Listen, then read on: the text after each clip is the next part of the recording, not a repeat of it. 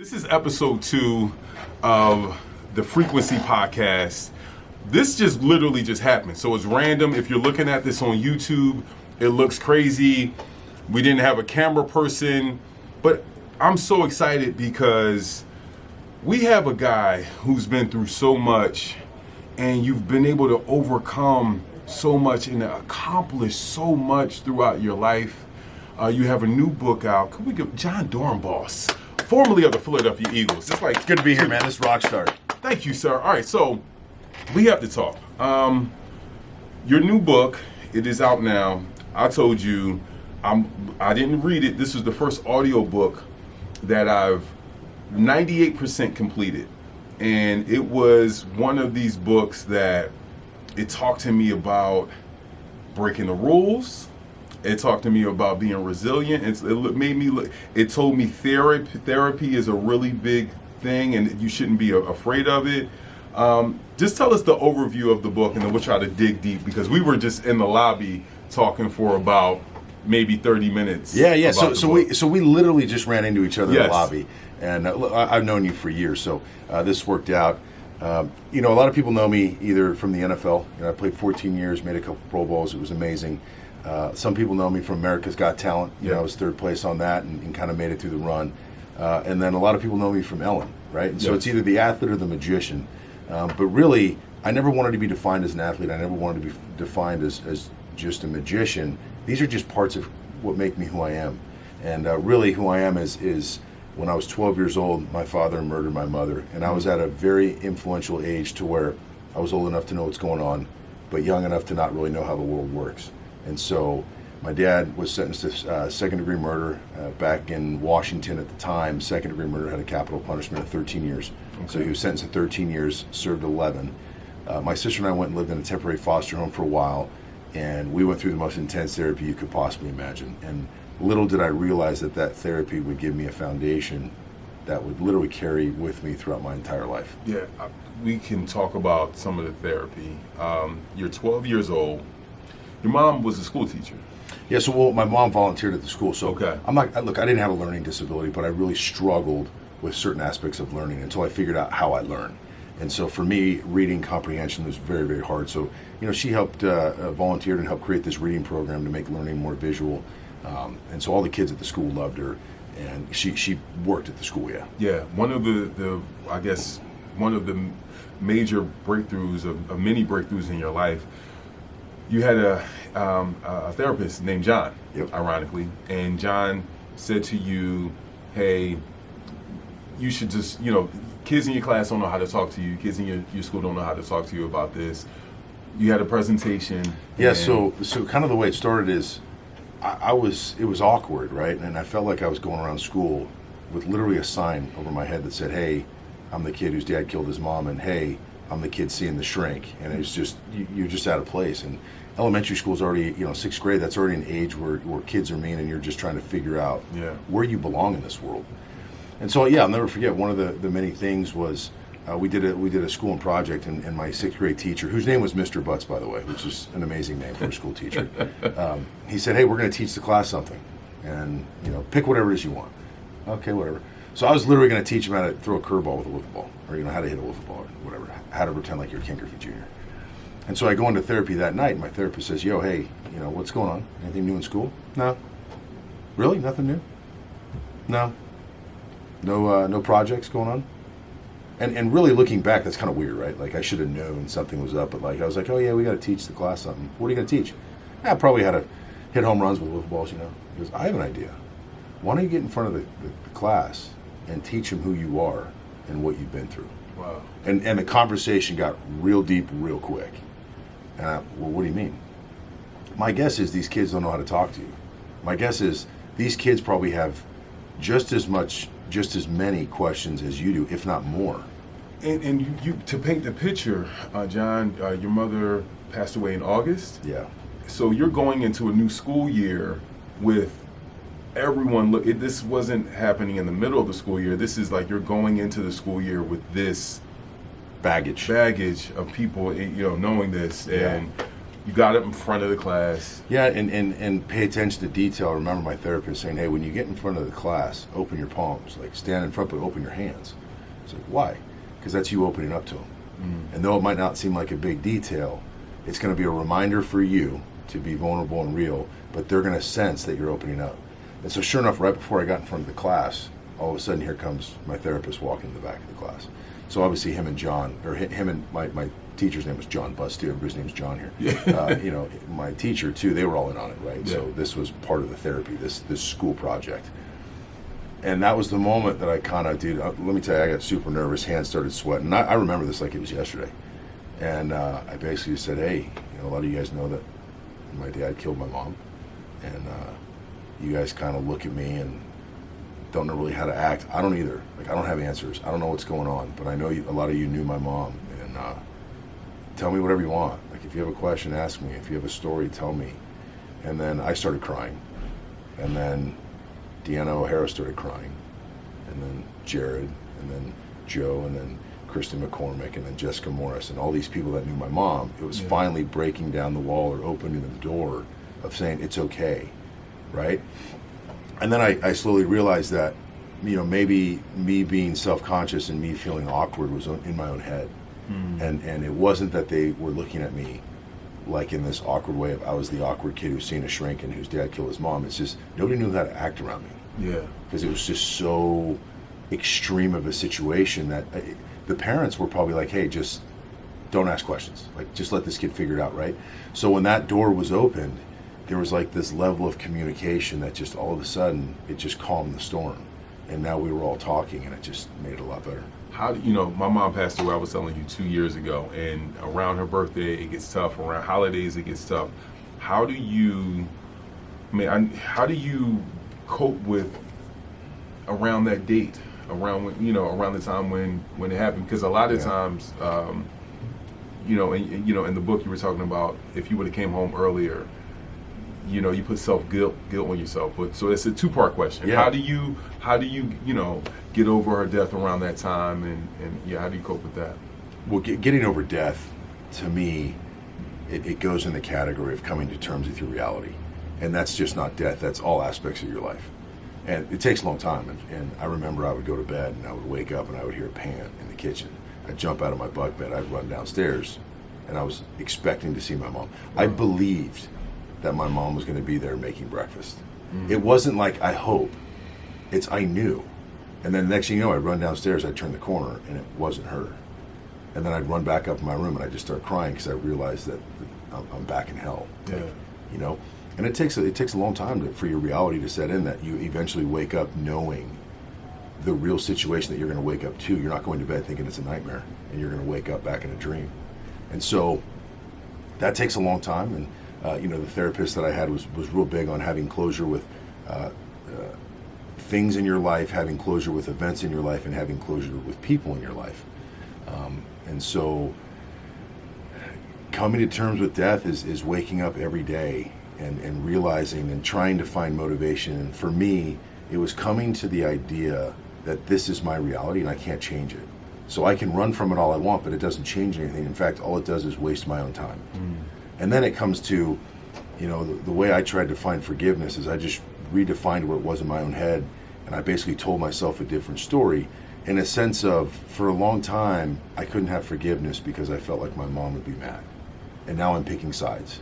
If I forgive my dad, then my mom's going to say like, oh my gosh, I can't believe you chose his side, right? And then now if I forgive my dad, that means that I agree with him, that means that we're cool, that means that the score is even, and that means, hey, it's all good, dude. Ha, ha, ha. Yeah. And so for me, I had to get over my guilt, and believe it or not, I actually remember forgiving myself for feeling guilty. And I look up, I'm going to go back here because this is a really cool story, and it was the first time that I felt like that I kind of changed the narrative in my own head. My mom died. We opened the jewelry box. There's 3 chains, 3 necklaces. And she was going to give each one of the kids, me, my sister, and brother, one of those chains when we each turned 18. Okay. Well, obviously she passed, so I was 12. So I got that chain when I was 13. Next thing you know, I jump in the ocean at 14 and the chain falls off. And I was devastated, like absolutely devastated, because that was my only connection to her, right? Yeah. Devastated. I'd go back, I'd look for it. And then finally time passes, I went back to the beach and I realized that I was never meant to wear that. And I realized that I shouldn't be sad that that necklace fell off because it was never meant for me. I was only the carrier to get it from Seattle to the ocean. And then I realized that my mom always wanted to go to Hawaii and Australia and Japan. And so that necklace jumped on a whale. And then a sea turtle took it to Australia, and then it went to Japan, and then she went all over the world. Yeah. Now look, that's the story I told myself. Yeah. But now all of a sudden, this thing that was like really bad, it actually became really, really cool, because now I tell myself that I don't need to go to a cemetery or a gravesite. I look in the ocean, she's been there, done that, now I can talk to her. Yeah. And so I went to the ocean years and years later, and that's kind of when I was debating about this forgiveness thing. And I looked up and I said, hey, Mom, I'm out. If you want to be mad at me, go ahead, but I'm going to flip it on you. Be mad at me, but I want to forgive Dad for certain things so that I can be the son that you always wanted me to be. And I know that if I passed away, I would not want my daughter to be bitter and resentful and just waste away parts of her life, parts of her soul, because I'm not around. Instead, do what you got to do to be the person that you were meant to be. Find happiness, whatever that is. That's what I want for my kid.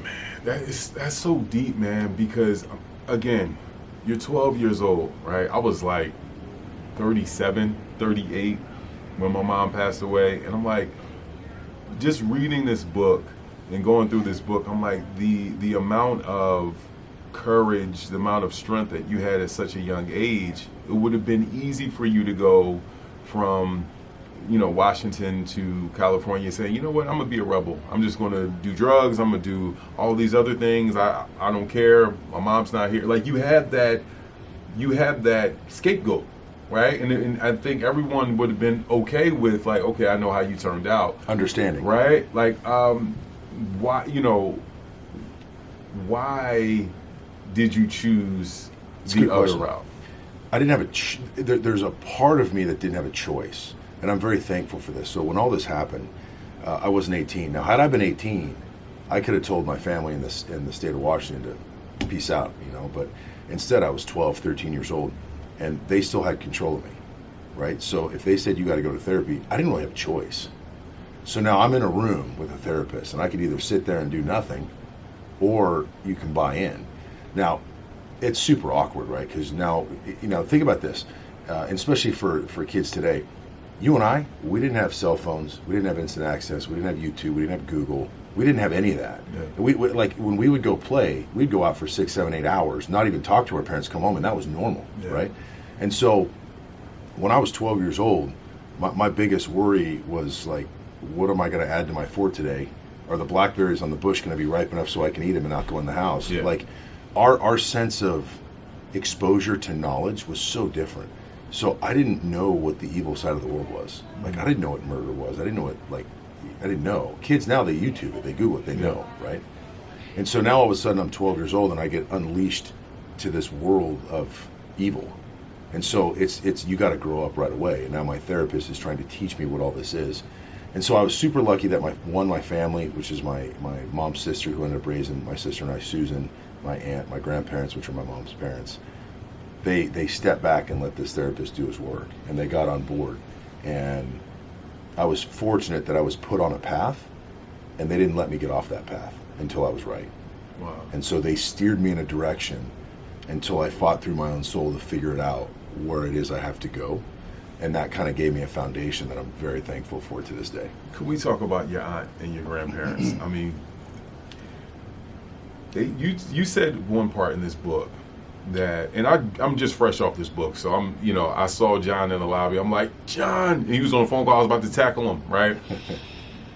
The amount of strength that your grandparents and your aunt displayed, they would literally take you up to the jail to visit your father, I guess before trial or during the trial, and they didn't pass any judgment or say anything bad about your father. Can you talk about just their strength? At the time, that's normal. At the time, I'm a 12-year-old kid knowing my dad's coming home. He didn't do this. Like, wow. So there's different levels. So the adults, my aunt, my grandparents, they obviously know what's going on. They know he's guilty. They know he's going to prison. When you're 12, 13, no, come on, like dad's coming home, right? Yeah. So then as I got older, excuse me, and I started realizing they were driving us my sister and I, to go visit my dad, who had just murdered their daughter and my aunt's best friend and sister. Like, I put myself in their shoes. That's hardcore. And they didn't pass judgment. And so what I think happened is our therapist basically was like, yo, just step out. I know this is hard, but these kids are going to realize what's going on. But if you allow them the time to figure it out themselves, there will be no bitterness or resentment ever in their lives towards you guys, because they're not going to feel like you pushed an opinion. Whether it's right or wrong is irrelevant. Let them figure out their own self, and just let me do my work, and I promise you it's going to pay off. And so sure enough, I think they just stepped out and they allowed my sister and I to just figure things out for ourselves. And when you figure something out for yourself, it clicks. When you're being preached something and you're told an opinion, to me, that's when all of a sudden you step back and go, wait, why is it that way? Why can't it be this way? You know, and so that, looking back, is super hardcore, and the strength and the courage that it took from them to do that is, and they did it for my sister and I. Yeah, that's amazing. Talk about magic, because magic literally, I guess, helped you, deal with the tragedy in your life, but it gave you something to kind of look forward to. Magic saved my life. So I wish I had a cooler story, right? I wish I saw. It is cool. Well, excuse me. I wish I saw like Stevie Ray Vaughan or Jimi Hendrix or like Clapton or like these guitar guys, right? Because then I could get a guitar here and just riff for you guys and just destroy it on stage and be a rock star. But I saw a magician, not a musician, a magician, yes. Right? So I wanted to be that guy. Saw Michael Gross when I was 16. He was a neighbor across the street of a friend's house. I moved down to California, and my aunt's, how about this conversation? My aunt now, about a year and a half later, we're done with therapy, we're done living with the temporary foster home, and my sister and I moved from Seattle to Southern California. I'm into magic, right? So now my aunt makes the awkward conversation to her friend. Hey, you know that magician, your ex-boyfriend? I need you to call him. So now she's asking her best friend to call her ex-boyfriend, right? Wow. Because my nephew is into magic, and come on, let's do this. So they did, and the next thing you know, I meet this guy, Ken Sands, who kind of becomes a mentor, and then Bill Malone goes on TV. World's Greatest Magic, and TV show is 14. And he does a card trick shuffling cards, and it was the coolest thing I'd ever seen. And the way I looked at it is, this guy is shuffling cards, which can be in any order he wants, but yet when he shuffles them, he's putting them in order to tell a story. He's having chaos and complete disorder, and he's making sense of it. That's the level that I related to it. It was the idea that my life was in shatters, and he's shuffling this around, but yet he's telling his own story. That fascinated me. So then all of a sudden I get into cards, hardcore. I get into shuffling, I get into stacking, I get into controlling cards, I get into to be able to take cards and actually shuffle them and put them in whatever order I want while talking to you, because it's taking chaos and turning them into order. Fascinates me. Now, I didn't realize this till I was older, but cards were my outlet. Cards were the only thing that when I sat down, and true story, I had this felt mat, right? So what you shuffle on. I would light a candle, turn on Yanni Greatest Hits, track number 9, Felista, on repeat, because we only had a few CDs. Okay. I'd listen to that all night. And I would shuffle, and it was the sound, the click of the sharp cards, it was the riffle shuffle. Those were therapeutic sounds, but the only time that the world quieted, the only time that everything disappeared, and the only time that I felt like I was a kid, and I wasn't a kid trying to figure out why my dad killed my mom, my dad in prison, losing my mom, foster homes, moving down with my aunt, meeting new kids, trying to not be the awkward kid, I'm seeing the shrink, all that just disappeared. And I was a kid. And so to this day, when I sit down and shuffle cards 5 minutes, an hour, all night, it doesn't matter. It's where the world quiets. And it's the place I belong. It's my favorite place. You had a breakthrough through magic. You get this breakthrough at a really young age. You go into a store. I guess your mentor, he's at the store, and he said, "It's not about if you perfect the trick or not. It's about." Can you tell us that story? Yeah. So here's what happened. So he wouldn't teach me, like I would have to earn the respect to learn a move. Right? He would show me something. Don't tell me. I would run. I'd go home, and I would try and figure out how to do this. And then eventually I got pretty good, and then I ran to a store, and I was like, Ken, you're not going to believe this. I get it. Like, I totally get magic now. And he goes, oh, here we go, kid. You know, what? And I'm 13, 14 years old. He's an adult. You can never mess up. And he literally, I stopped him dead in his tracks. I remember this. What'd you say? I go, Ken, you can never mess up. And he goes, huh. If they don't know what to expect, then what does it matter? As long as we just entertain them. Yeah. And then a lot of times when we mess up, we end up just creating something on the fly, and it's probably going to be a better trick than what we were intending to do anyways. Yeah. And he goes, all right, kid, you got it. And then that's when the whole door opened up. And so it was a cool moment. Which really, you know, and I've never looked at it this way, but I guess that's life. Exactly. That's life. Yes. Things change on the fly. But guess what? We think we know what path we're going on. And then when life has a different path for us, either get on board and make something better, or I guess you just crash and burn, and you're crashing on stage in front of an audience that's booing you, or you make it better and you get a standing ovation. That was actually really cool. That was dope. Listen, cool. Speaking of creating your own path, there was one part of the story I said, no, me and Jon are separated at birth. You were at junior college playing football. I told my friend this story. And listen, again, if you're watching this on YouTube, the camera angle is whatever. Ivana's right there. I had to get this interview. I feel like this was like a godsend for us to talk today. But I told my friend this earlier today. He was telling me he was wrestling with some things. He shouldn't be in certain areas. I'm like, dude, you're supposed to be there. I said, let me tell you what Jon Dorenbos did. I said, when he was in junior college, horrible team. I'm not saying horrible team, but they didn't win. They didn't win a lot of games. Great team, great people. Yes. We just didn't win. Yes. You wanted to play Division I, and you kept saying, and you kept giving yourself affirmations. You would tell Division I, you're working out. Division I, you're Division I. Tell them what you did to land a Division I scholarship. I believe in this. And this is amazing. I believe in this. All right. You will will yourself your future. Yes. Good or bad. Right? You will literally tell yourself where you're going to go. It might not happen when you want, but you will get there. Yep. And if you don't get there, you're probably going to end up somewhere better that you didn't even realize. Okay.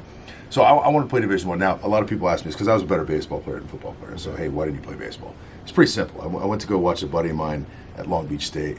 Long days. Yeah. Long day. Too slow for me. Right. I'm kind of a high energy guy. I want to hit people. And so I go, okay, I want to play football. But I wanted to play football because I wanted to be a rock star. Can't sing, I can't dance, I can't play an instrument. But I've always wanted to be a rock star. Yeah. So where am I going to be able to run out of a tunnel in front of 100,000 people? D1, baby. Yes. So literally, my real motivation was I wanted to run out of a tunnel in front of 100,000 people. It was that simple. And so I go to Golden West Junior College. They were 0-40, longest losing streak in college football history. And I basically say, okay, I'm a good player. I know I'm good. Not many people are getting recruited out of an 0-40 school. So I make a highlight tape, and I put my highlights together, and it's legit. And now I long snapped in high school, and I took some of my high school long snapping, but I hadn't snapped in like 2 years. And it was okay. So we had this dude, Nick Heinley. He was number 48, I was 47. Both white guys, both stocky, and we rotated positions. Okay. So I was the guy that could cover the receivers, I could run, open field tackle, take on the guard. I was a really good player. I never had the huge hits.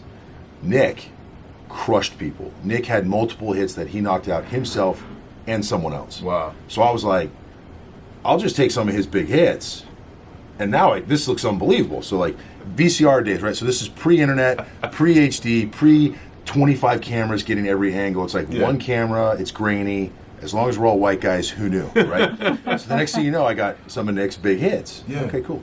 Well, now I had snapped in high school, but like Tim Thurman was a 6'8" long snapper, 6'6" long snapper that we had at junior college. Better than I ever was. So I was like, well, I got me snapping in high school. I'll just take some of Tim's from junior college. This is brilliant. And just say it was me, right? Yeah. So now I'm not saying lie, I'm not saying deceive.